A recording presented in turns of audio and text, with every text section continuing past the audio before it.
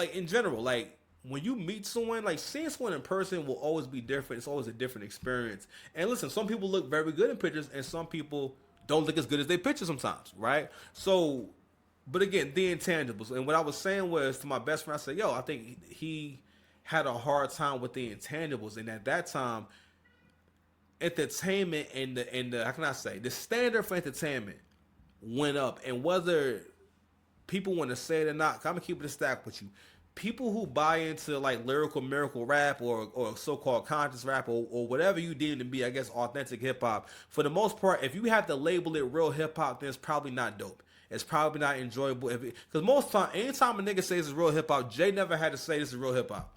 Kanye never had to say this is real hip hop. Dipset never had to say this is real hip hop because hip hop is mostly you creating your own movement and your own thing. And Joe is another thing too. Joe couldn't create a movement around himself either, right? These are all things that led to him not thriving in that era. Because it always plagued me that because I always wondered, man, I could never put into words why did I stop listening to Joe Budden's music, and why wasn't he able to get further even though he had all these looks, right, and all these different deals, and eventually he just retired from rap in 2016, which wasn't really bad because by that point Joe Budden had rap for a long time. It wasn't like he was a real young guy. He was in his mid 30s, right?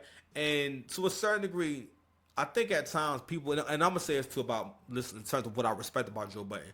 What I respect about Joe Budden too is him being able to reinvent himself and take what he learned and the dexterity that he learned from rapping and going on tour and writing songs and recording albums and doing all this stuff on his own. Well, he took what he learned from that and applied it to his own show. I remember the first time I heard the podcast, I thought it was a pretty cool podcast, right? But even with the Joe Budden podcast, right? Back to the intangibles, people, yeah, Rory and Maul may not have been the best co-hosts, but me personally, I felt like their ineptitudes or them like not being prepared for the show, not having much to say. You know what I mean?